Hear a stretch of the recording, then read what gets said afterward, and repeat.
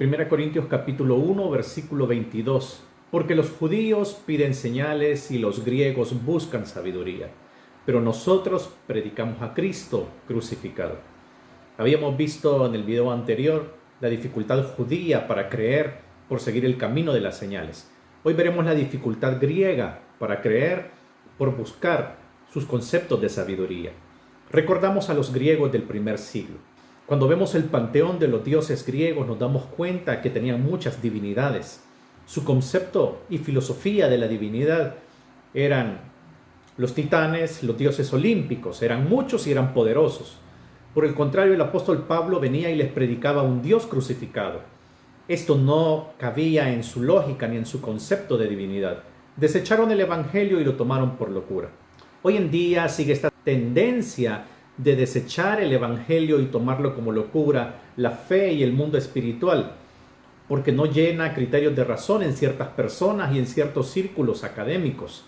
Y hay que tener un cuidado, que para algunas personas o para nosotros podemos tener la tendencia que todo es la materia, el razonamiento y la ciencia. No podemos caer en nosotros en el cientificismo, es creer que la ciencia es el único conocimiento válido y dar ese excesivo valor a las nociones científicas, porque debemos entender las limitantes de la ciencia. Y quiero mencionar algunas.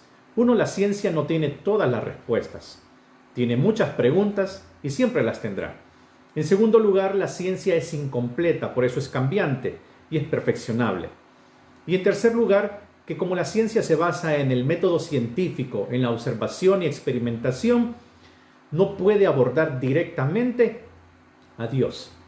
Pero sí debería de encontrarse con Dios abordando la naturaleza, viendo el diseño y sus leyes. Pero respecto a este tema solamente quiero asentar un único punto.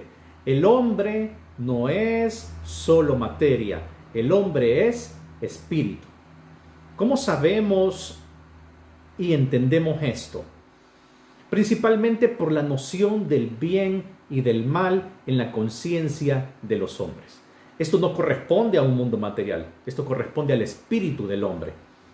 Pero el espíritu y el ser espiritual del hombre también lo vemos en el amor, en el sentido de justicia, en la estética inclusive y los conceptos de belleza, en una canción y en un poema. Todo esto no corresponde a un hombre eminentemente material. Todo esto nos revela el ser espiritual del hombre. Y es que el hombre, esta parte espiritual la toma de Dios. Mire estos dos ejemplos. Por este conocimiento del bien y del mal, los países tienen leyes, hacen códigos y redactan delitos. Pero el supremo legislador es Dios, que siempre nos ha dado leyes morales.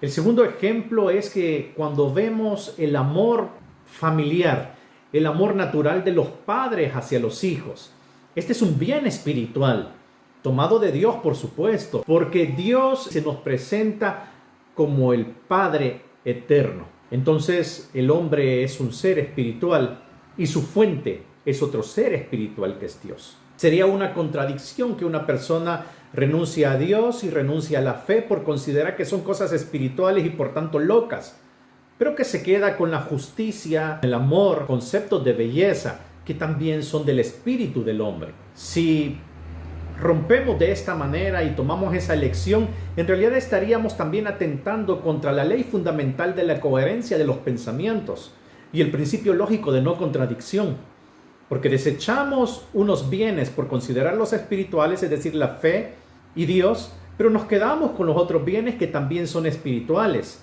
es decir, el amor, la justicia y el conocimiento del bien y del mal. Concluyo, ser espiritual es una parte intrínseca del hombre. Imposible dejar de serlo, aunque te consideres muy materialista. Y lo segundo, que creer que ser ateo te hace más inteligente es como creer que ser religioso te hace buena persona. El único que transforma a la vida se llama Jesucristo. Por eso Pablo termina el pasaje diciendo: nosotros predicamos a Cristo crucificado. Te invito a que tu ser espiritual sea guiado por el ser espiritual que lo creó, por Dios. Entrégale tu vida a Dios. Dios te bendiga.